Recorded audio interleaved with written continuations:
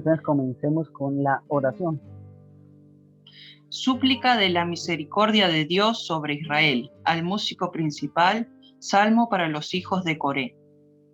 Fuiste propicio a tu tierra, oh Jehová, volviste la cautividad de Jacob, perdonaste la iniquidad de tu pueblo, todos los pecados de ellos cubriste, reprimiste todo tu enojo, te apartaste del ardor de tu ira. Restáuranos, oh Dios de nuestra salvación, y haz cesar tu ira de sobre nosotros. ¿Estarás siempre contra nosotros para siempre? ¿Extenderás tu ira de generación en generación? ¿No volverás a darnos vida para que tu pueblo se regocije en ti? Muéstranos, oh Jehová, tu misericordia y danos tu salvación. Escucharé lo que hablará Jehová Dios, porque hablará paz a su pueblo y a sus santos, para que no se vuelvan a la locura. Ciertamente cercana está su salvación a los que le temen, para que habite la gloria en nuestra tierra. La misericordia y la verdad se encontraron, la justicia y la paz se besaron. La verdad brotará de la tierra y la justicia mirará desde los cielos. Jehová dará también el bien y nuestra tierra dará su fruto. La justicia irá delante de él y sus pasos nos pondrá por camino. Amén. Déjeme corregir, creo que fue el 5, que dice, estarás enojado con nosotros para siempre. Y a mí se me subió el siempre y lo leí medio enredado ese versículo. Y el 12, en tu Biblia dice, ¿del cielo o del de los cielos? Versículo 12. El 11, y la verdad brotará de la tierra y la justicia mirará desde los cielos, dice. Acá dice del cielo. Bueno, es que el plural parece que hay, algunos dicen que pueden haber varios cielos, otros argumentan en teología que hay un cielo. Entonces ya es como un poquito, como diría. Y Jesús dice, muchas moradas hay en la casa de mi Padre, ¿no? O sea, como que el cielo tiene muchas partes. A lo mejor por eso se diga los cielos, porque... Exactamente, sí. En estos temas de, por ejemplo, del más allá, siempre he dicho que cuando uno muera lo sabe. Algunos dicen que entonces puedes ganar todos los debates si esa es la argumentación. Es decir, porque hay muchas cosas que son un misterio y solamente cuando uno llegue a la otra vida, pues va a saber cómo son verdaderamente las cosas. Sí. Pero lógicamente eso no nos quita que intentemos indagar con los medios que tenemos, ¿no? Porque eso también sería estar mal. Es que ya tenemos suficiente los mortales con el más acá como para preocuparnos con el más allá. Digo, todo lo que trata de nosotros, de mejorar como seres humanos, como de tratar de ser cada día un mejor cristiano y ayudar al prójimo, todo eso es un gran esfuerzo y un gran trabajo en el que hay que ponerse de lleno. Bueno, si uno lo quiere lograr. Sí, entonces...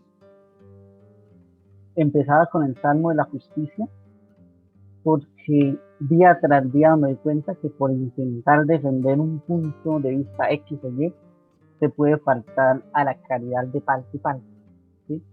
Y eso es un problema anticristiano, porque la verdad tiene que estar unida a la caridad. O como diría Santa Teresa del Niño Jesús, la humildad es vivir en la verdad. Y creo que es una gran santa y tenía una sencillez, y hoy es doctora de la iglesia.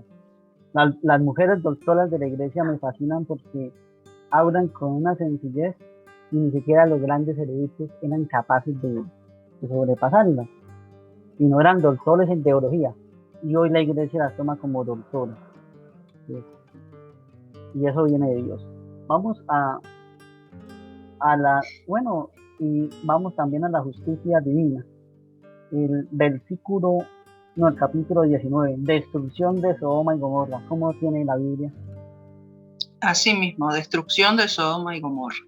Nos colabora con la lectura para poder...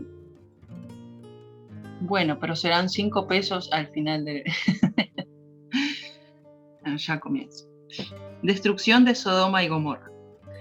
19.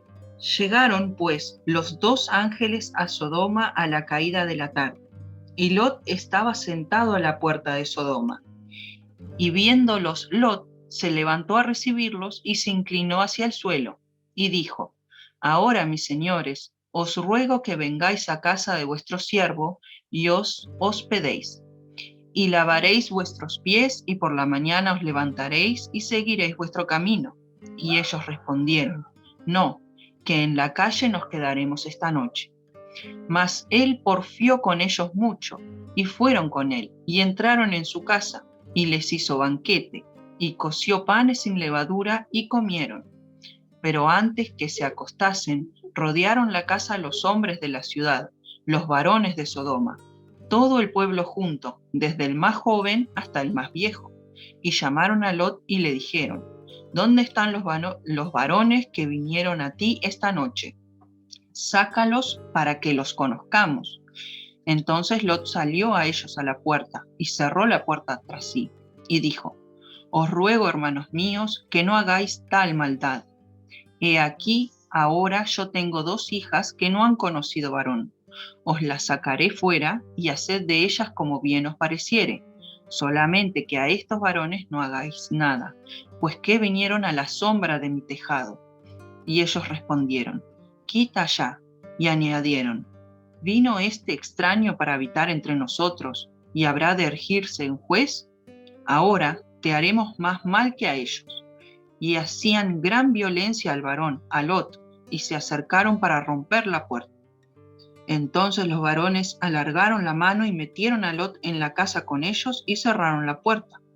Y a los hombres que estaban a la puerta de la casa hirieron con ceguera, desde el menor hasta el mayor, de manera que se fatigaban buscando la puerta. Y dijeron los varones a Lot: ¿Tienes aquí alguno más? Yernos y tus hijos y tus hijas y todo lo que tienes en la ciudad, sácalo de este lugar, porque vamos a destruir este lugar, por cuanto el clamor contra ellos ha subido de punto delante de Jehová. Por tanto, Jehová nos ha enviado para destruirlo. Entonces salió Lot y habló a sus yernos, los que habían de tomar sus hijas, y les dijo: Levantaos, salid de este lugar, porque Jehová va a destruir esta ciudad. Mas pareció a sus yernos como que se burlaba. Y al rayar el alba, los ángeles daban prisa a Lot diciendo: Levántate, toma tu mujer y tus 2 hijas que se hallan aquí, para que no perezcas en el castigo de la ciudad. Y deteniéndose él, los varones asieron de su mano y de la mano de su mujer y de las manos de sus 2 hijas, según la misericordia de Jehová para con él, y lo sacaron y lo pusieron fuera de la ciudad. Y cuando los hubieron llevado fuera, dijeron: Escapa por tu vida, no mires tras ti, ni pares en toda esta llanura, escapa al monte, no sea que perezcas. Pero Lot les dijo: No, yo os ruego, señores míos, he aquí ahora ha hallado vuestro siervo gracia en vuestros ojos, y habéis engrandecido vuestra misericordia que habéis hecho conmigo dándome la vida, mas yo no podré escapar al monte, no sea que me alcance el mal y muera. He aquí ahora esta ciudad está cerca para huir allá, la cual es pequeña. Dejadme escapar ahora allá. ¿No es ella pequeña? Y salvaré mi vida. Y le respondió: He aquí he recibido también tu súplica sobre esto, y no destruiré la ciudad de que has hablado. Date prisa, escápate allá, porque nada podré hacer hasta que hayas llegado allí. Por eso fue llamado el nombre de la ciudad Zoar. El sol salía sobre la tierra cuando Lot llegó a Zoar. Entonces Jehová hizo llover sobre Sodoma y sobre Gomorra azufre y fuego de parte de Jehová desde los cielos, y destruyó las ciudades y toda aquella llanura con todos los moradores de aquellas ciudades y el fruto de la tierra. Entonces la mujer de Lot miró atrás, a espaldas de él, y se volvió estatua de sal. Y subió Abraham por la mañana al lugar donde había estado delante de Jehová, y miró hacia Sodoma y Gomorra, y hacia toda la tierra de aquella llanura miró. Y he aquí que el humo subía de la tierra como el humo de un horno. Así, cuando destruyó Dios las ciudades de la llanura, Dios se acordó de Abraham y envió fuera a Lot de en medio de la destrucción, al asolar las ciudades donde Lot estaba. Pero Lot subió a Zoar y moró en el monte, y sus 2 hijas con él, porque tuvo miedo de quedarse en Zoar, y habitó en una cueva él y sus 2 hijas. Entonces la mayor dijo a la menor: Nuestro padre es viejo, y no queda varón en la tierra que entre a nosotras conforme a la costumbre de la tierra. Ven, demos a beber vino a nuestro padre, y durmamos con él, y conservaremos de nuestro padre descendencia. Y dieron a beber vino a su padre aquella noche, y entró la mayor y durmió con su padre. Mas él no sintió cuando se acostó ella, ni cuando se levantó. El día siguiente dijo la mayor a la menor: He aquí, yo dormí la noche pasada con mi padre. Démosle a beber vino también esta noche, y entra y duerme con él, para que conservemos de nuestro padre descendencia. Y dieron a beber vino a su padre también aquella noche, y se levantó la menor y durmió con él, pero él no echó de ver cuando se acostó ella ni cuando se levantó. Y las 2 hijas de Lot concibieron de su padre. Y dio a luz la mayor un hijo, y llamó su nombre Moab, el cual es padre de los moabitas hasta hoy. Y la menor también dio a luz un hijo, y llamó su nombre Ben-Amí, el cual es padre de los amonitas hasta hoy.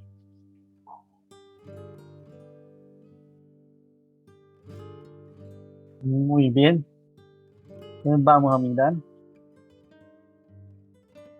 Tomo la Biblia de Jerusalén y la cito. Cito acá. Estoy leyendo Biblia de Jerusalén. Dice: el relato empalma con el capítulo anterior, es decir, con el capítulo 18. El mismo misterio envuelve a los protagonistas, los 2 ángeles. Son los individuos que que habían ido del lado de Abraham. La intención, la intención de Abraham reduce el número en el anterior capítulo, lógicamente. Yahvé que ha quedado con Abraham. Cuando dice que Yahvé se ha quedado con Abraham, acá en la Biblia de Jerusalén dice que lo más importante fueron los ángeles, son los mensajeros de Dios. Pero sabemos de antemano que Dios siempre está con nosotros, porque Dios está en todas partes, ¿no? El resto del capítulo sigue llamándolos individuos. El texto, estos hablan y se les habla en plural o en singular como representantes de Yahvé, quien lo interviene en persona desde el antiguo texto, que afirma el carácter moral, la religión de Israel. El pecado contra la naturaleza que toma su nombre este relato era admirable para los israelitas y castigo con la muerte, pero se halla en este extendido torno a ellos. El honor de una mujer varía entonces. Precisamente cuando habla de la mujer, entonces es el honor de la casa, el honor del hombre, el sagrado deber de la hospitalidad. A mí me llama mucho la atención que en la teología moderna se hable mucho de la hospitalidad. Pero recordemos que la teología de antes, la hospitalidad no era un valor primario, sino uno secundario, ¿no? Uno puede ser bondadoso de diferentes formas y mantener la hospitalidad no solamente acogiendo a alguna persona. La hospitalidad viene también en acoger en el corazón. Y esa es una cuestión espiritual. La corporal sería la hospitalidad, digamos, material. Bueno, su participación para que no sea solamente yo hablando. Sí, y en ese sentido como que se ha perdido un poco esta hospitalidad de la que se relata aquí que tuvo Abraham y que también demuestra Lot luego, que es con el extraño, con el extranjero, ¿no? Esto como que en nuestros días no existe. Pero también aquí específicamente se debía como que a los peligros de la noche. Luego creo que en 2 relatos más de la Biblia hay uno específico y me parece que hay otro que es como que casi pasa lo mismo, pero no llega a suceder. Y hay uno específico donde ya en Israel, luego, no recuerdo si es en una de las ciudades de la tribu de Benjamín, aparece una pareja extranjera y pasa lo mismo que pasó aquí en Sodoma, pero estos eran un hombre y una mujer. Y los también van a la casa de quien los había hospedado y solicitan que le entreguen a los extranjeros. Y le entregan a la mujer y bueno, y casi que la matan, ¿no? Abusaron de ella terriblemente. En este relato, o sea, pasa lo mismo, solo que estas 2 personas no serían ángeles y al final una de ellas termina, no recuerdo bien, pero creo que es casi muerta. Al final el marido la encuentra de noche tirada en la plaza y se la lleva. El extraño que los hospeda les dice que era muy peligrosa la ciudad y por eso les insiste para que queden dentro a la noche. Y es como que aquí se refleja eso. Entiendo que ese otro relato da a entender de lo perdido que estaba el corazón del pueblo, ¿no? Porque no hablamos de una persona que comete un acto horrible, sino de todos los habitantes de la ciudad.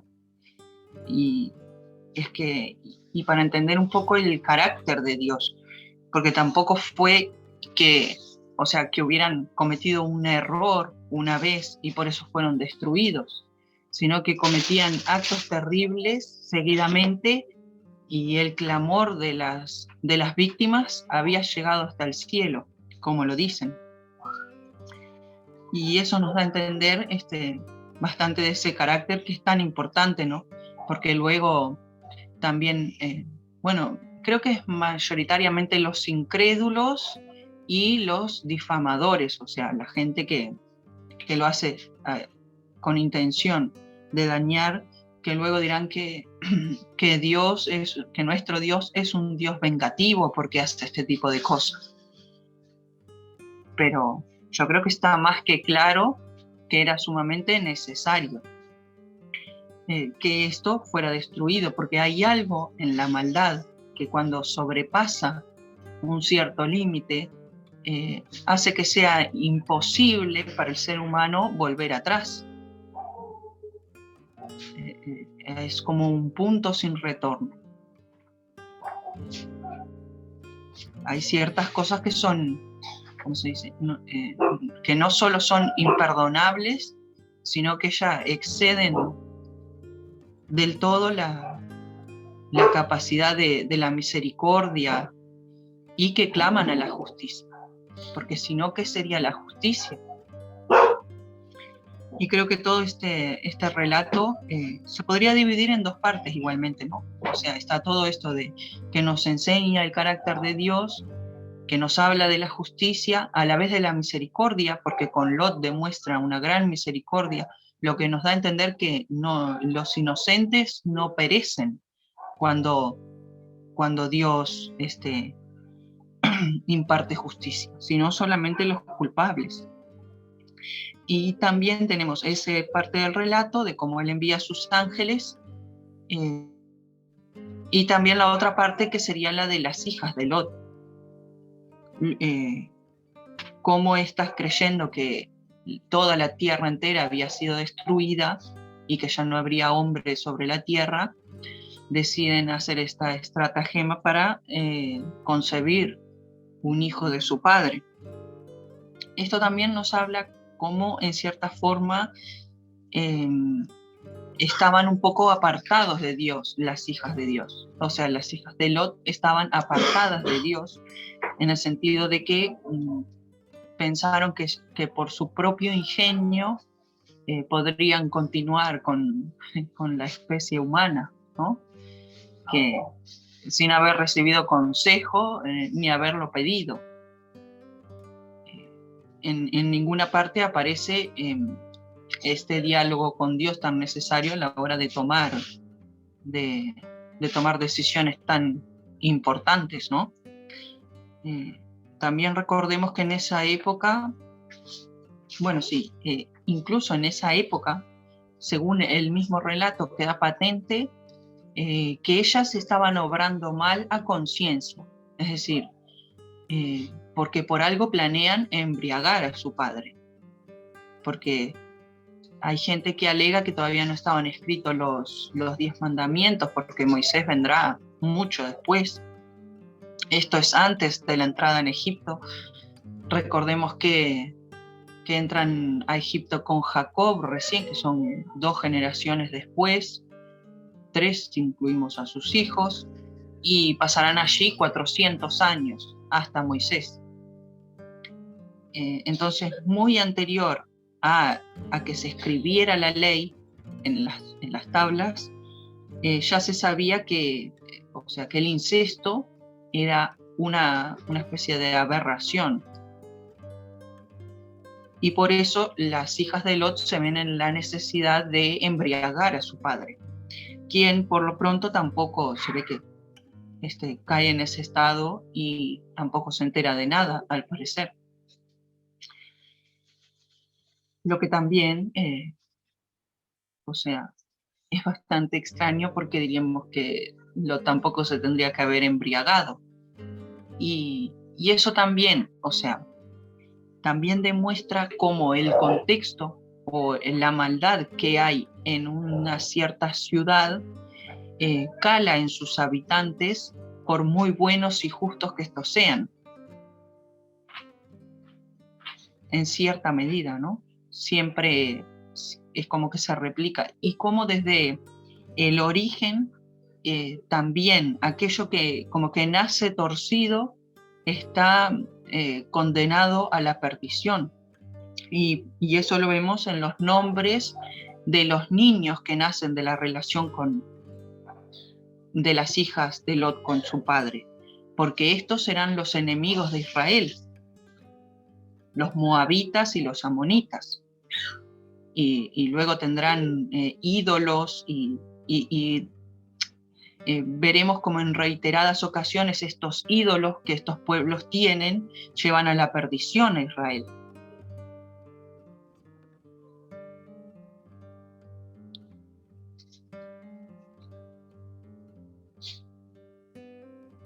Y bueno, creo que en la parte de los ángeles, donde dice queremos conocerlos, bueno, creo que eso ya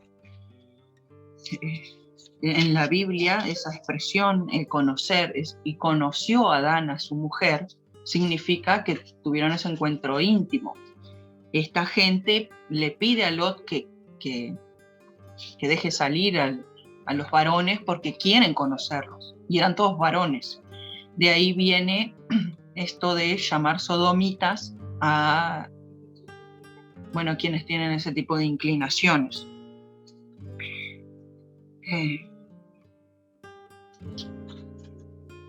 Y también esto de que dice, desde el más joven hasta el más anciano, eran todos en la ciudad, habían sido extremadamente corrompidos por la maldad que allí se daba.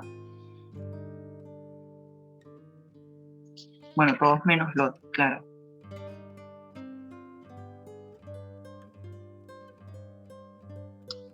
Y creo que también deja patente en esto de que Lot les pide para ir a Zoar, cómo Dios también escucha, ¿no? O sea, si bien tiene un plan para nosotros, Él nos deja participar de ese plan, porque le permitieron ir a Zoar a Lot. No le dijeron, no, tenés que salir de Sodoma y hacer esto y aquello, no.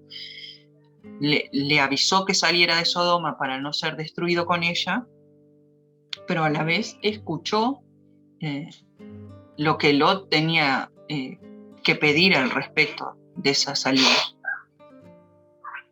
También el caso de la mujer de Lot es muy famoso, esto que se convirtió en estatua, ¿no?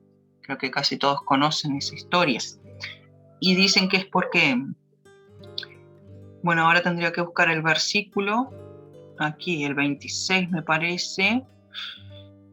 En el 25 dice, y destruyó las ciudades y toda aquella llanura, con todos los moradores de aquellas ciudades y el fruto de la tierra.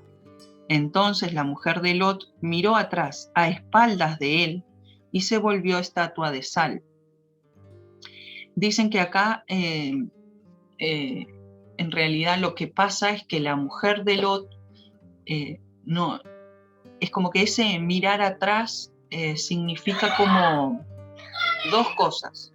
Una es disfrutar con la destrucción, ¿no? Eso es un pecado muy grande.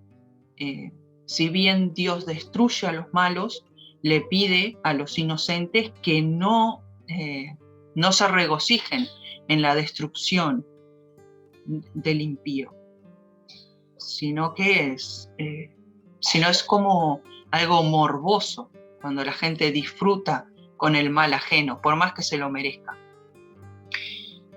Que por un lado está eso, y que por el otro lado, está la desobediencia, porque habían sido advertidos de no mirar atrás, y ella desobedeció. Por eso dice a espaldas de él, como que en algún descuido se ocultó sabiendo que no debía hacerlo, esperó que él no estuviera atento y miró hacia atrás. También tenemos esa desobediencia. Y también hay otros que dicen que en realidad ella mira para atrás como lamentándose, como no queriendo salir, como cuando dejas algo que es muy querido para ti, como el último adiós a tu ciudad. Y que eso también como que significaba que el corazón de la mujer era como el de los de Sodoma. ¿En qué versículo es para buscarlo acá? En el 25, en el 26 exactamente dice, entonces la mujer de Lot miró atrás, a espaldas de él, y se volvió estatua de sal. Ok, vamos a detrás de él. Dice, parte trasera, que se usa como adverbio después en varios sentidos: acosar, consecutivo, descendiente, enviar, espalda, pasar, perseguir, posteridad, regatón, respaldo, seguir, solicitar. Vamos a mirar otro. El verbo mirar, examinar, mirar intencionalmente, considerar, complacer, favor o atención, atender, considerar, contemplar, mirar, notar, observar, parecer, poner y ver. Si podemos ver el verbo, lo que nos quiere decir es que con la intención se dice, por eso fue que se convirtió en estatua, porque hubo una intención. Sí, fue premeditado, es decir, no fue un accidente, no fue que tropezó y cayó y quedó mirando hacia atrás, no. Ella lo hizo sabiendo, primero, que al mirar a las espaldas de su marido, da a entender que se ocultó de cierta forma, que sabía, y si alguien se oculta para hacer algo, es indicativo de que esa persona sabe que lo que está haciendo no es correcto. Y si atiende bien a las expresiones que dice del verbo mirar, que no es como otros mirares, que se vuelve a poner ahí, es como esto de disfrutar como que si esta destrucción hubiera sido un espectáculo, ¿no? Como quien va al teatro o al cine, o no sé, a un espectáculo de fuegos artificiales. Considerar con placer. Considerar Entonces, con placer. y eso es un pecado, eso está mal. Supóngase, si usted tiene un enemigo me refiero a que hay alguien que se le opone continuamente, lo trata mal, cosas así, le hace la vida imposible, como se dice en los pagos. ya sea en el trabajo o en cualquier lugar, y luego esa persona cae en desgracia, uno nunca se puede jactar y disfrutar con ese mal que le está pasando, por muy justo que sea. Porque hay gente que se busca que le pasen las cosas, ¿no? Pero por muy justo que sea, esa destrucción del otro o ese mal que viene sobre el otro, uno nunca debe de disfrutarlo. Hay una parte que me parece muy interesante, es que dentro de la pedagogía de Dios, antes había hablado el mismo Génesis, que estas dos ciudades, Sodoma y Gomorra, ya habían cometido pecado, es decir, eran ciudades que cometían pecado. Es decir, que no es que pasó un tiempo oportuno y que cometían pecado, no, era ya, se sabían que eran unas ciudades donde había el pecado. Pero en particular cuando la Biblia dice que había pecado, era que había mucho pecado, sobreabundaba el pecado.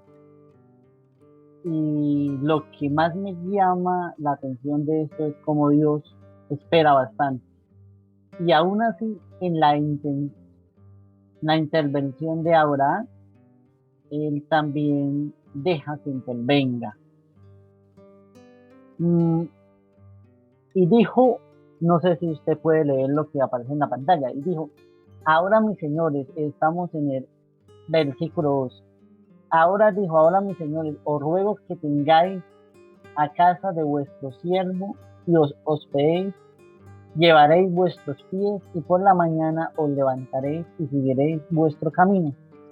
Y ellos respondieron, no, que en la calle nos quedaremos esta noche. Iba a mirar aquí la noche, vamos a mirar a ver qué significa la noche.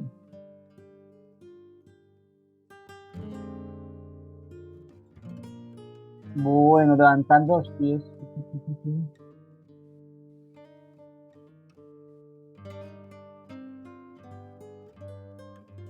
No encuentro por ahora noche acá.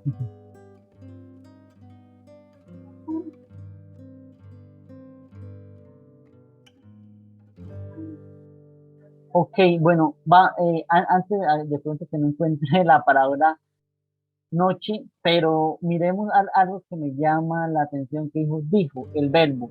Me gustan mucho los verbos. Dijo, amar.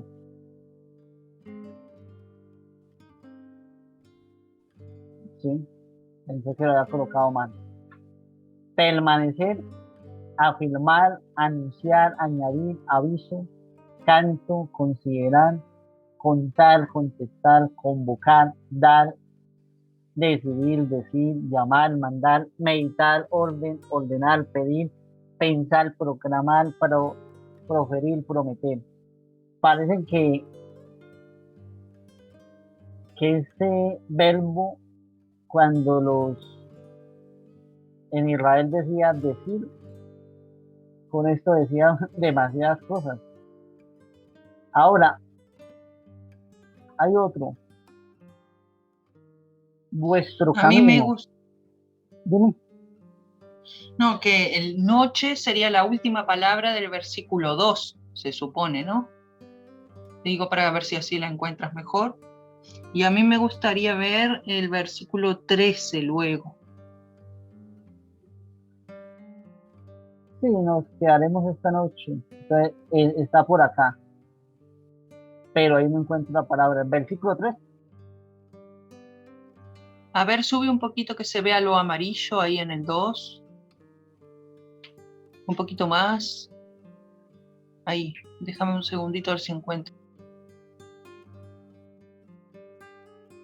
Mientras encuentra, voy a leer una parte que dice la Biblia de Jerusalén. Acá está. Bueno. Mira, Diego, no dice noche porque dice y pernoctad, que pernoctar supongo que tiene incluido noche. Ok. Detenerse usualmente para pasar la noche, ¿sí? Permanentemente de aquí en sentido malo, ser obstinado, palabra quejarse, alojar, dejar, detener, dormir, durar, habitar, hospedar, morar, murmurar, pasar, pasar la noche, permanecer, permitir, posar, quedar, recaer, reposar, reposo, retener y vivir. Tiene sentido porque uno cuando escucha hospedaje es el lugar donde se pasa la noche, ¿no? O al menos en mi país cuando dicen este es un hospedaje donde se pasa la noche.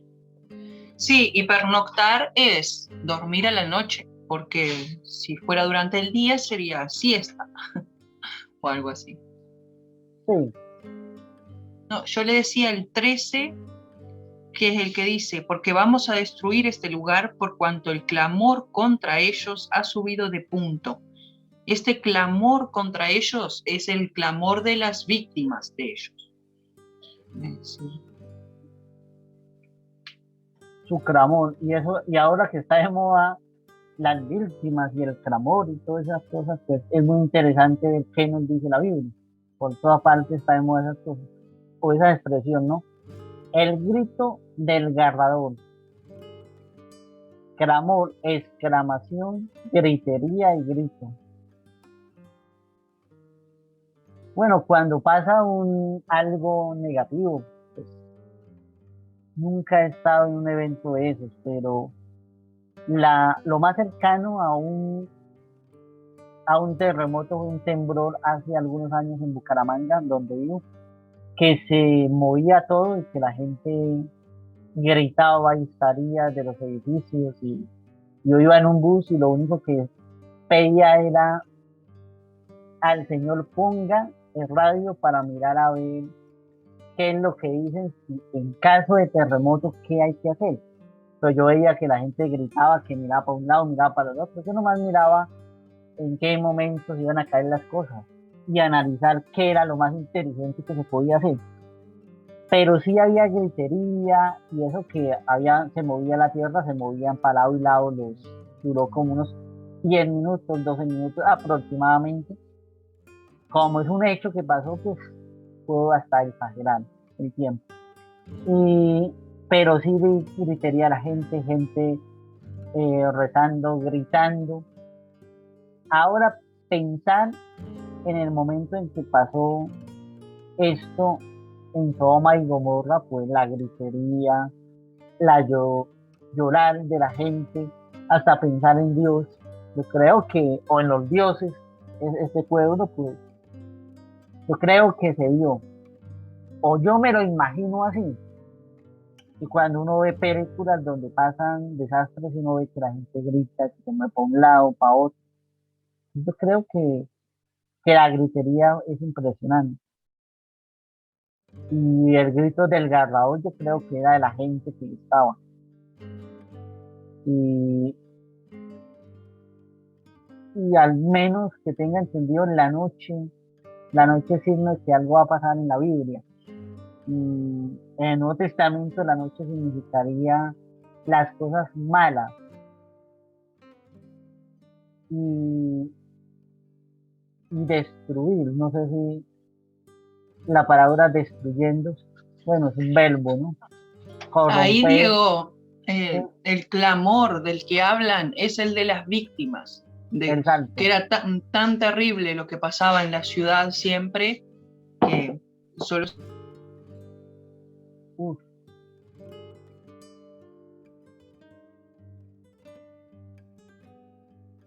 Hola, ¿cómo se hace para activar su sonido? Ahí creo. ¿Me Ya, sí, sí, escuchó? sí, sí, ya, ya, ya. ¿Usted lo apagó? No. Ah, bueno, ya se escucha. Sí. Que las víctimas, yo escuché hasta que era el clamor de las víctimas, que sería lo otro. Y eso que cuando dicen los gritos desgarradores de las víctimas de los moradores de Sodoma y Gomorra. Yo me imagino como que era un pueblo donde todos eran unas especies de psicópatas y asesinos en serie y estas cosas que uno solo ve en las noticias o en películas que suceden, ¿no? Era algo parecido a eso, es lo que me imagino. Porque ¿qué otra cosa podría provocar el clamor de la gente.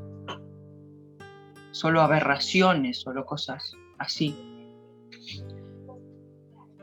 Sí, habían pecados de todos, porque a veces se coloca solamente la tendencia de lo que llaman los sodomitas, pero debía haber más pecados porque la misma Biblia en capítulos anteriores decía que allá había mucha maldad.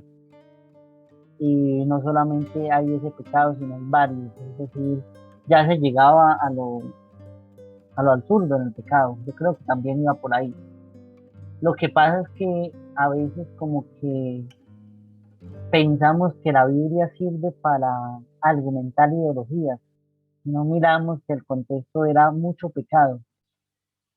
Mm, Yo creo que había tanto pecado que ni siquiera hoy hemos visto tanto pecado, pero algunos afirman que casi nos acercamos a eso. El problema es que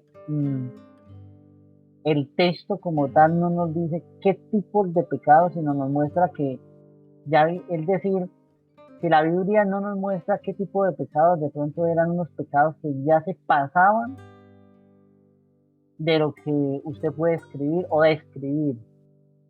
Y sí, la parte que usted dice de psicópatas o de algo así ya es muy difícil describir a estas personas porque la maldad ya sube mucho. A mí me llama la atención también, hay otro, vamos a buscarlo, es el 17. Cuando los hubieron llevado fuera, dijeron: escapa por tu vida, no mires tras de ti, ni pares en toda esta llanura, escapa al monte, no sea que perezca. Escapa por tu vida. A mí me llama la atención porque es que parece que la vida en la Biblia, vamos a mirar aquí qué significa la vida en la Biblia para no equivocarme, dice criatura que respira, animal, abstracto, vitalidad, usado muy ampliamente en sentido acomodado. Alimento, anhelar, animal, ánimo, antojo, apetito, cadáver, contentamiento, corazón, cordial, cuerpo, dejar, deseo, estómago, gusto, hombre interior, íntimo, lujuria, matar, mente, muerte, muerto, persona, querer, ser vida y voluntad. Ok, parece que ver que acá cuando habla, por ejemplo, de vida, era lo que se podía respirar. Aquí el texto dice que huye porque de pronto se pierde poder respirar. Es decir, ya lo que toca, porque no toma la vida como uno la toma de forma general, es decir, lo que uno hace constantemente, sino ya sobrevivencia, porque pensaba que la vida la tomaban no, es algo ya de sentido, por ejemplo, de la vida, pero ya cuando se está sobreviviendo, toca correr o si no se muere. Pocas palabras, tenían también poco espacio. Yo me imagino y Diego, que...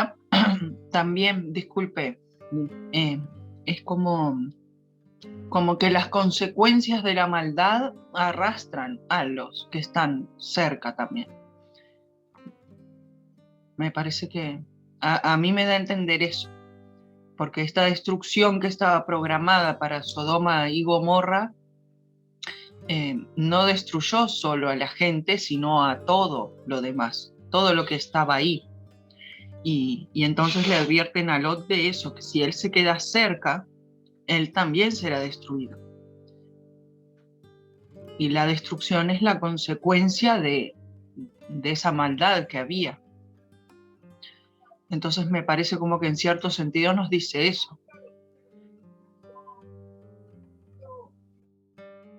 Ok, también cito la Biblia de Jerusalén.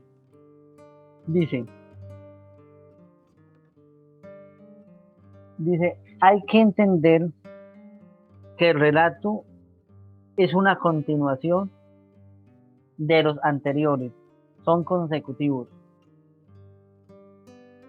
Además, Ismael tenía más de 15 años, siendo así que al parecer como niño pequeño, apenas de algo mayor que Isaac, nos va a argumentar lo siguiente. Eso era lo que más o menos se podía llegar a pensar según los grandes, los que apuntando, dice la Biblia de Jerusalén apuntando, es decir, no se sabe si puede ser así o no. Ahora, el apéndice de la tradición de los moabitas y de los amonitas, que podía gloriarse de tales orígenes. Las hijas de Orón no son presentadas como impúdicas, ante todo quiere perpetuar el linaje. Supone que Lot y sus hijas son los últimos sobrevivientes de la catástrofe. La historia de Sodoma, destruida a causa del pecado de sus habitantes, pudo haber sido primitivamente un paralelo entre el relato del diluvio, pero este paralelo no es que se desmienta, sino que hay una realidad entre uno y otro. Pero Dios quiso salvar a la humanidad. Entonces ahí está lo que usted decía anteriormente, no solamente era Sodoma y a Gomorra, sino todos estos pecados de Sodoma y Gomorra se estaban extendiendo también por el mundo antiguo. Y Dios quiso permanecer en el pacto con Noé. Entonces ahí la Biblia de Jerusalén nos aclara lo mismo que usted dijo, porque estos pecados también se podían pasar a otros pactos. Y parece ser que así ocurrió. Y fue interesante que por eso Dios la destruyó, porque si no le tocaba destruir más partes, no más, el mundo le tocaba destruir porque todos esos pecados se estaban pasando al mundo antiguo. Sí, y luego Jesús dirá, si en Sodoma o sea, él estuvo en estas ciudades haciendo milagros, ¿no? Ahora no recuerdo exactamente la cita. Pero entonces les dice, eso está en uno de los evangelios, le dice a los habitantes de estas ciudades donde se hicieron milagros y donde fueron profetas y todo eso, a advertirlos. Les dice algo así como que si al ellos haber tenido estos milagros o estas pruebas de lo divino y estos llamados al arrepentimiento, su castigo sería mucho peor que el de Sodoma y Gomorra. Y vemos como que Sodoma y Gomorra quedan, hay como esa historia, eso que siempre se va a recordar, ¿no? Y también luego Dios a las próximas ciudades que pequen de la misma forma que lo hicieron Sodoma y Gomorra, Dios las entregaría en manos de los hebreos. No destruiría todo. Dicen que en los lugares que supuestamente estuvo Sodoma y Gomorra, ahora hay solo desierto, porque como dice aquí el relato, se destruyó hasta la tierra, no solamente a las personas. Y esa tierra que era tan próspera y tan fértil se convirtió en un desierto de sal prácticamente. Imposible, donde nada puede crecer.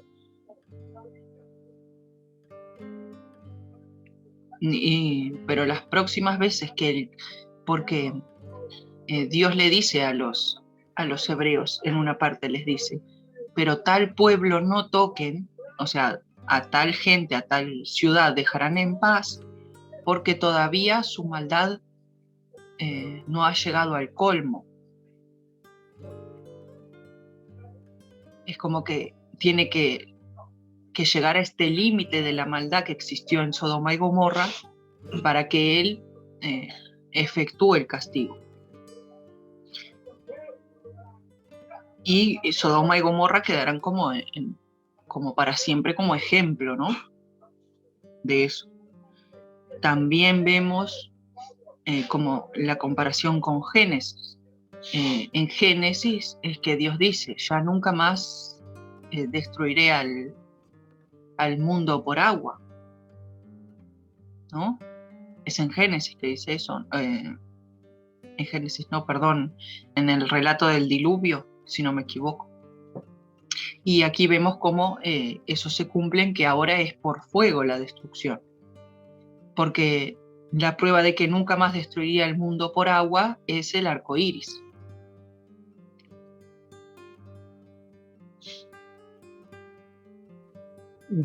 Y el versículo que usted toma es Mateo, bueno, no me lo sé, para ser honesto, el internet ayuda mucho, ¿no?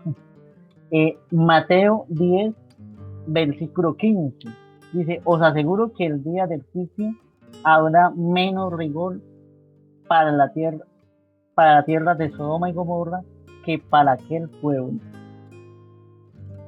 Aunque hay una traducción mejor que dice que para este pueblo, ¿no? Que se está refiriendo acá, hay una traducción, por ejemplo, vamos a ver el paladero, dice en Mateo capítulo 14, y dice, ahora en otra versión de Biblia, en la Biblia de las Américas, dice, en verdad os digo que el día del juicio será más tolerable el castigo para la tierra de Sodoma y Gomorra que para esta ciudad. Ahí está un poquito más claro. En la nueva Biblia latinoamericana dice, en verdad les digo que en el día del juicio será más tolerable el castigo para la tierra de Sodoma y Gomorra que para esta ciudad. Pasemos a la Biblia de Jubileo 2000. De cierto os digo que el castigo será más tolerable a la tierra de Sodoma y los de Gomorra en el día del juicio que aquella ciudad. Ahí sí como que deja muy abierta la cosa. Pero traducciones un poquito más antiguas van a durar a esta generación, porque a esta ciudad la dejan como muy abierta, como en cambio hay otras traducciones que dicen como a esta generación, es como más fuerte. ¿En qué versículo es que está? ¿Mateo? ¿Estás seguro? Mateo 10:15, sí. Mire, lo que 10, yo lo estaba buscando en el 15. Sí, mire, hasta lo anoté en un papelito, hasta me olvidé. Pero no, eso porque yo tiende lo a entendí olvidarse. en el 15. No tiende a olvidarse, ¿no?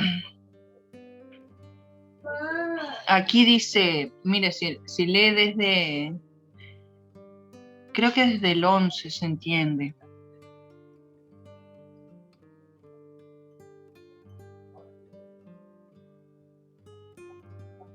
Él le está dando consejos a los apóstoles. Y dice, mas en cualquier ciudad o aldea donde entréis, informaos quien en ella sea digno y posad allí hasta que salgáis. Y al entrar en la casa, saludadla. Y si la casa fuere digna, vuestra paz vendrá sobre ella. Mas si no fuere digna, vuestra paz se volverá a vosotros. Y si alguno no os recibiere ni oyere vuestras palabras, salid de aquella ciudad o casa y sacudid el polvo de vuestros pies. De cierto os digo que en el día del juicio será más tolerable el castigo para la tierra de Sodoma y de Gomorra que para aquella ciudad.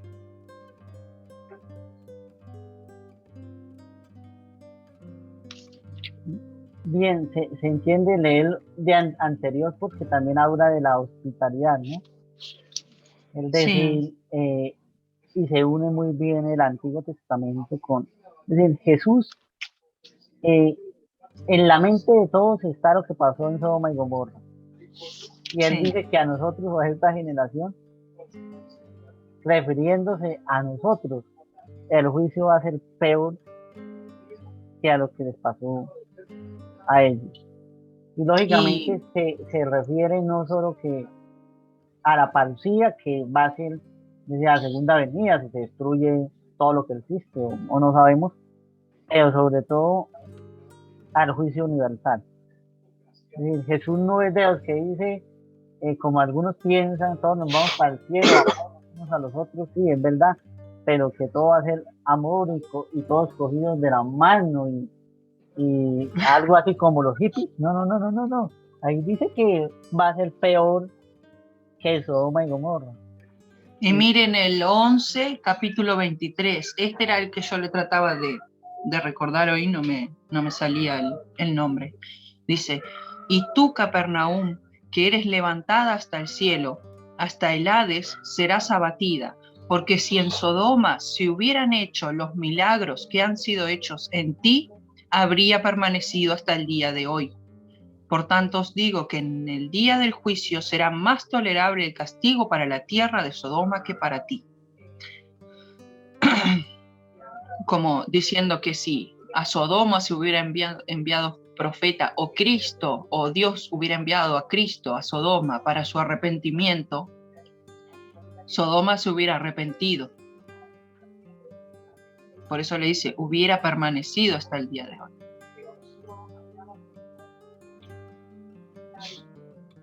Y sí, si uno mira una lectura espiritual, saliéndose del estudio, una lectura espiritual, uno conociendo la misma palabra de Dios, conociendo muchas cosas, comete pecados que verdaderamente si uno los mira con toda honestidad, uno diría, pero ¿cómo uno va a caer en este pecado, no? Y tiene Sí, que hacer... creo... Dime. No, que creo que la forma más fácil de no caer en pecado, tendríamos que dedicarnos a estudiar. Lo que pasa es que la gente es como que cree que no hay consecuencias, ¿no? En la vida, que bueno, que puedo hacer esto y ya, y no afecta a nadie porque nadie se entera.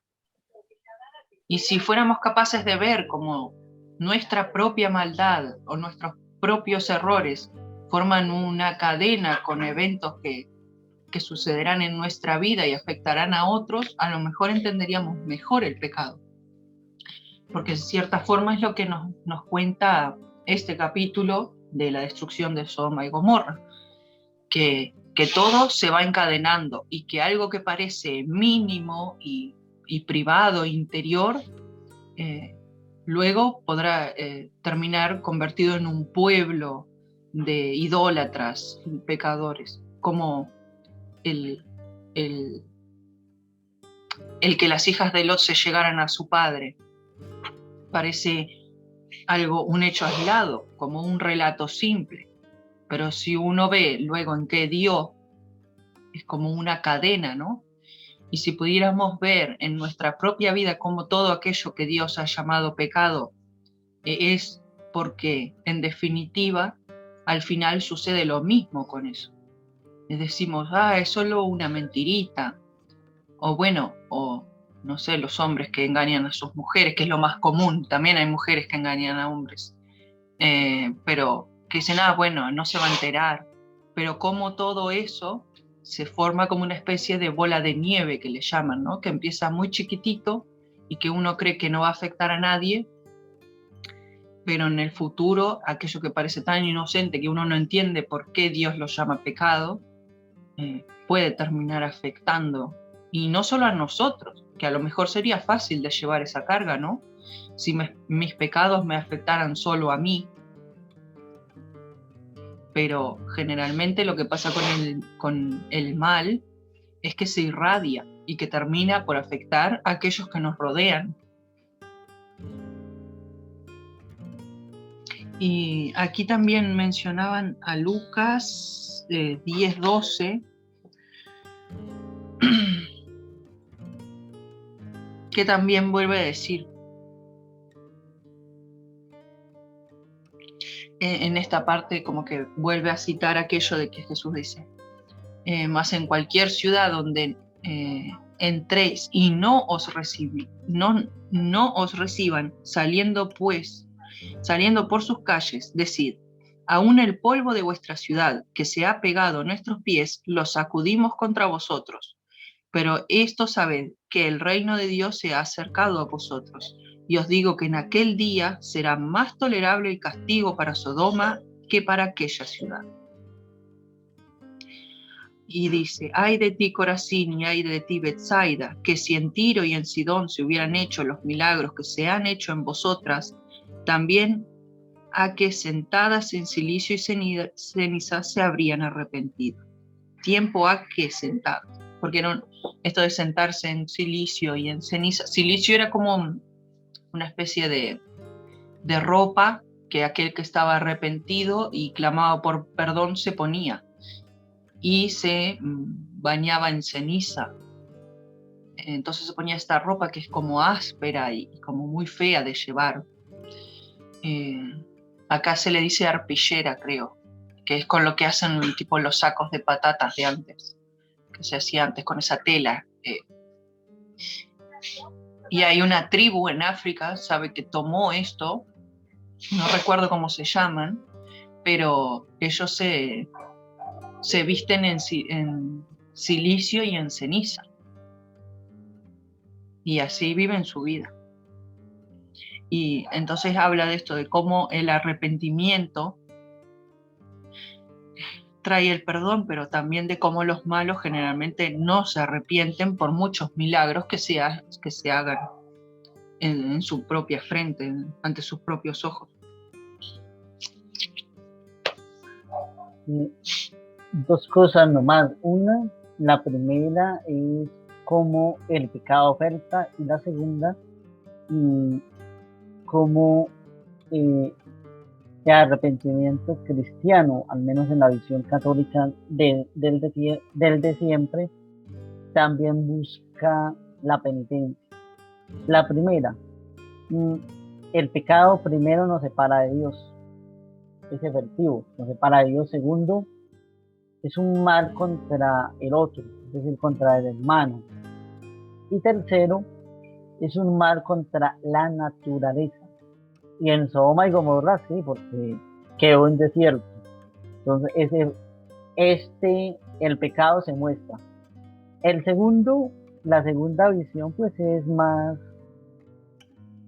analista en toda la realidad en la que podemos ver. Y creo que se explica por sí misma. Ahora, cuando uno ve, por ejemplo, Sodoma y Gomorra, y ve que cayó en maldad, la lectura espiritual es un pecado de nosotros afecta hasta la misma naturaleza. Cosas que de pronto no podemos ver, porque el pecado como que nos ciega. Y lo otro también es como mirar como que nos quedamos mirando ver qué pasa con nosotros que caen. Y eso fue la mujer que miró para atrás. Y cuando miramos al otro y no nos miramos a nosotros mismos, también caemos en pecado. Eso es una lectura espiritual. La segunda es una lectura espiritual, lógicamente. Y la lectura espiritual o el sentido espiritual de la Biblia es para nuestra vida. Y creo que uno no puede leer la Biblia sin una espiritualidad propia. Como tampoco se puede hacer teología alejado de la oración, que son dos cosas importantes. Creo que ese es el camino. Y los ángeles son los mensajeros de Dios y cómo los acompañan. Y permanecieron con él. Hay una bella historia que dice que Dios siempre está pisando nuestras pisadas en el momento de dificultad, pero no lo vemos. Igual que estos ángeles estaban ahí con los justos. Pero me llama la atención que los justos parece ser como entre comillas, porque las hijas de Lot y el mismo Lot que van a salvar resultan que no son tan buenos totalmente no, porque también se ve que cometen ciertos pecados. Creo que la Biblia nos deja ver a nosotros que también cometemos ciertos pecados y pecados graves, ciertamente. esa es otra forma de hacer lectura espiritual del texto. Hoy estoy como haciendo lecturas espirituales y no tan literales del texto, pero hay sentido alegórico, sentido espiritual y sentido literal. Los otros sentidos, la verdad, dudo. Los tomo algunos, pero me da cierto miedo, ¿no? Se alejan de la Biblia. Sí, estoy de acuerdo con usted, Diego. Y qué rico que es el texto bíblico, ¿no? Porque sin uno agregarle nada y solo leyendo y entendiendo lo que ahí está escrito claramente, puede entender también otras tantas cosas, ¿no? Y una de las cosas que a mí me gusta de la Biblia y que mucha de la gente ignora por no leerla, es justamente que en la Biblia los santos no son perfectos, ¿no? Porque es como que Dios conoce nuestras limitaciones humanas y sabe que vamos a errar o cometer ciertos pecados, ya sea por ignorancia o por algún arrebatamiento de ira o lo que sea. Pero siempre que nos arrepentimos, nos perdona. Y todos los que aparecen en la Biblia, todos pecaron, porque Moisés pecó en cierta manera, Abraham pecó también, Lot pecó también. Bueno, no hay, creo que ninguno de ellos que podamos decir que fueron solamente Cristo, ¿no? Solamente Cristo es el único que se mantiene sin pecado. No, y al menos en el texto bíblico no aparece un pecado de la Virgen María tampoco. En cambio de Jesús. Y bueno, de José no podemos decir, de José sí de pronto la falta de fe cuando preguntaba. Pero dicen que preguntar no es pecado. Pero como de José se habla tampoco. Es decir, de uno de los más menos que se habla es de José, al menos en los textos canónicos, ¿no? Y de la Virgen María. De esos dos no se puede, porque Pablo, el gran predicador, dice que perseguidor de cristianos, de Pedro, que era un testarudo, que bueno, de todos. Le cortó la oreja a Malco, ¿cómo es? Al siervo del sumo sacerdote que lo fue a prender a Jesús. Le cortó la oreja, eso es un pecado. También, sí. Pero en general yo hablo de los hombres comunes que nos presenta la Biblia, la historia, porque incluso el rey David, que por Dios es amado y que en más de un versículo podemos ver cómo Dios lo trata como perfecto a David, como varón perfecto, en el sentido de hombre, ¿no? O sea, de que también él pecó, pero se arrepintió. Esa es la condición necesaria para ser justo, creo, ante Dios. No es tanto el no pecar, porque creo que para nosotros, simples mortales, es casi que imposible, pero sí el ser capaces de tener humildad y reconocer nuestros errores y arrepentirnos. Eso sí. Y la Biblia creo que nos demuestra eso. En la Iglesia Católica tienen mucho una forma de predicar que dicen la gran diferencia entre Pedro y Judas Iscariote. Los dos cometieron pecado, uno lo negó y otro lo vendió. La gran diferencia fue que uno lloró por los pecados y el otro fue y se avolcó. Pero hasta ahí llegamos, ¿no? Entrar si se fue para el cielo, no se fue para el cielo, pues eso ya es otro debate. Pero vemos claramente que si se pide perdón, porque el llorar es una forma de pedir perdón. Porque es que usted ve Mateo capítulo 16,18, entonces le dicen, ningún hombre, solamente mi Padre que está en los cielos le ha dado esto tan bueno para ti, profesión de fe. Y al momentico, casi pasando la hoja, le dice Jesús, aléjate de mí, Satanás. Y uno dice, pero ¿cómo? Y Pedro decía, no, toca hacer la circuncisión, por ejemplo. Y se fue contra Pablo, y no, que así es que se tiene que hacer.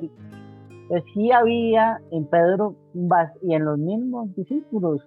Juan también tenía que, como era cercano a Jesús, se creía el mejor. Entonces sí había en ellos muchas cosas.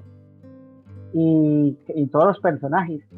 Por ejemplo, muestra que muchas mujeres fueron maravillosas en la Biblia, pero también muestra su pecado. ¿Sí? La Biblia es el libro que muestra los pecados de los hombres, no le perdona a nadie ni a Moisés. Le dice, bueno, se puso a falta de fe y por eso no entró a la tierra prometida. Abraham decía mentiras. Noé se emborrachó. ¿Sí? A todos le va diciendo, mira, hizo esto, mira esto, mira, hizo esto. Y si nosotros empezamos a mirar qué pecados uno dice, pues hay cosas que a uno mejor dicho, le da vergüenza, que ha cometido en el pasado, en el presente y que sigue cometiendo. Pues la lectura espiritual también es interesante por eso, porque eso es hacer teología. La teología, yo creo que siempre lo he dicho, la teología no es coger un libro y aprender, porque la Biblia es la que te enseña para la vida. La teología es estudio bíblico. Bueno, nosotros los católicos tenemos la tradición, pero la tradición son los padres de la Biblia. ¿Y que ellos leían? La palabra de Dios. Entonces, si nosotros, y la Eucaristía, ¿qué es? Por una parte la mesa de la palabra y por otra parte la mesa eucarística. Se come palabra de Dios y se come el cuerpo de Cristo, las dos. Porque si no, es más, la iglesia tiene algo muy interesante, que si tú vas a una misa y estás en pecado, no pasa nada que no comulgues, pero te tienes que alimentar de la palabra de Dios.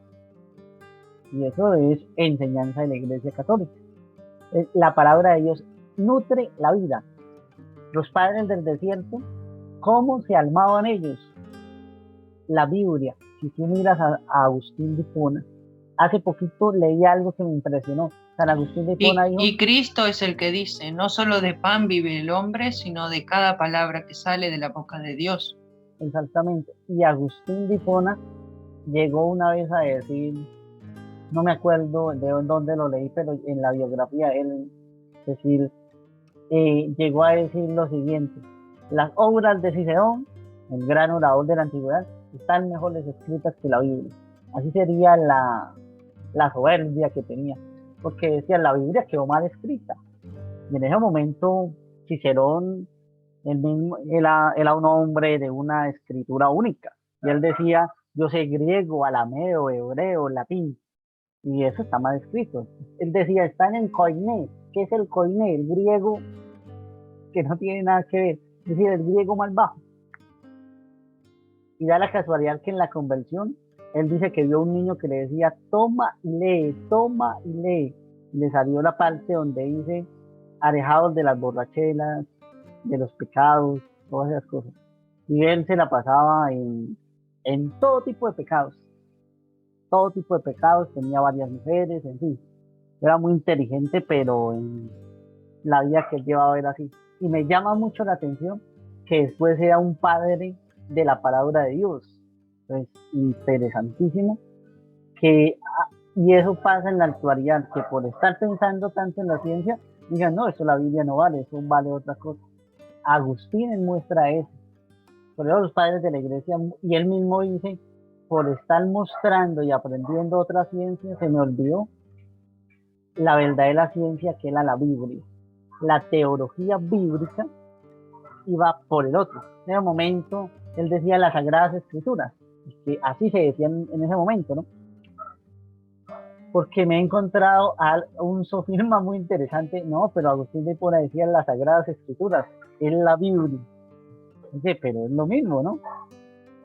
Y Agustín de Hipona tenía los libros por separado, porque en ese momento no se había inventado el imprenta. ¿Qué quiere decir eso?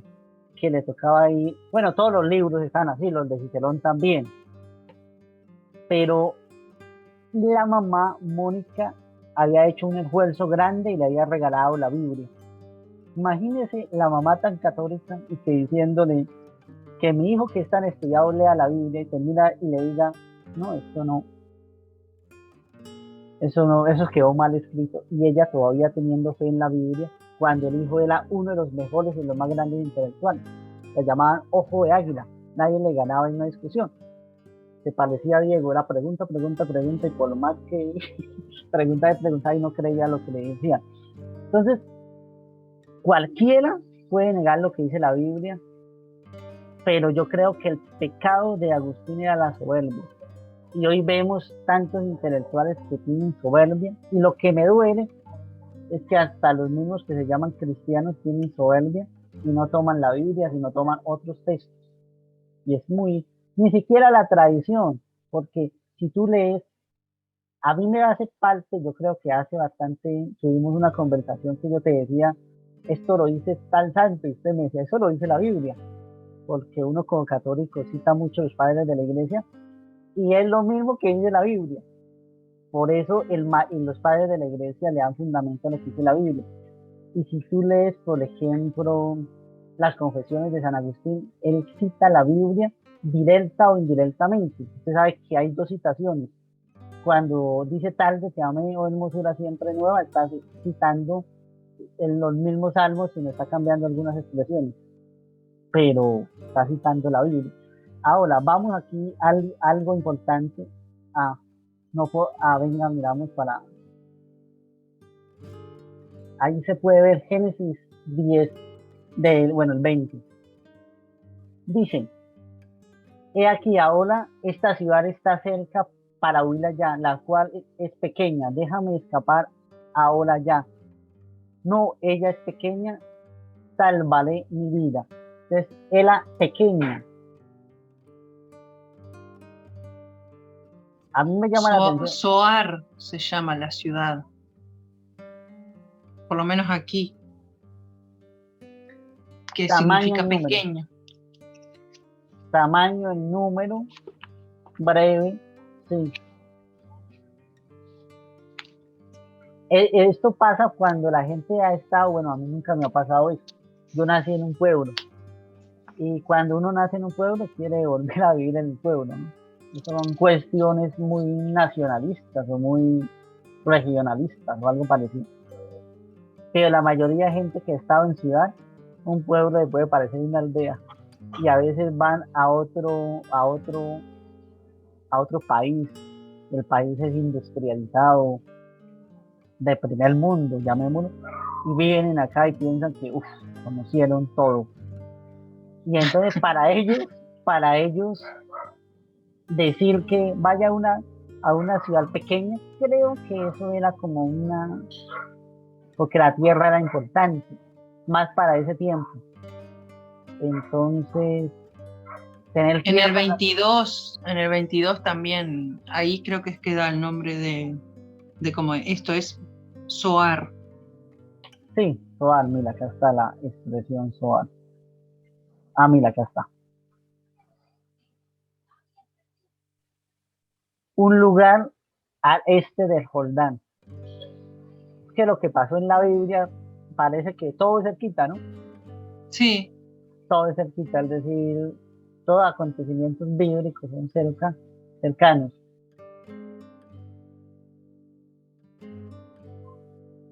Yo siempre he visto lo que dicen, listo, esto pasa así, uno ve a América y América tiene todos los climas, tiene una maravilla a comparación de ellos, y a veces, como dicen los cantantes, parece más bien que fuera el paraíso. No nos hemos dado cuenta. Porque vivir alrededor del Jordán, de un desierto, me parece un poquito grave. Ok. Muy bien, entonces vamos a hacer el salmo. Ahora vamos con un salmo más alegre, el Salmo 150. Salmo 150 es el último salmo. Porque en los últimos encuentros he tomado unos salmos un poquito duros, ¿no? Este es más suave. Sí, pero en realidad parecen duros, pero si uno los pone en contexto se da cuenta que no. Aquel de David sí, es bastante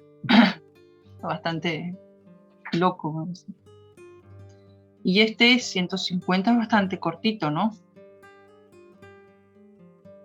Exhortación a alabar a Dios con instrumentos de música. Aleluya. Alabad a Dios en su santuario. Alabadle en la magnificencia de su firmamento. Alabadle por sus proezas. Alabadle conforme a la muchedumbre de su grandeza. Alabadle a son de bocina. Alabadle con salterio y arpa. Alabadle con pandero y danza. Alabadle con cuerdas y flautas. Alabadle con címbalos resonantes. Alabadle con címbalos de júbilo. Todo lo que respira, alabe allá. Aleluya. Amén. Amén. Es un salmo que algunos dirán, como son hispanos, es como de rumba más bien. Creo que este salmo lo podía danzar muy bien David. Es alegre, muy alegre. Entonces, muchísimas gracias por el encuentro y nos vemos el próximo encuentro. Bueno, Gracias. Diego, Bueno, muchas gracias. Gracias. Ojalá que sí. Gracias y bendiciones para ti. Bendiciones.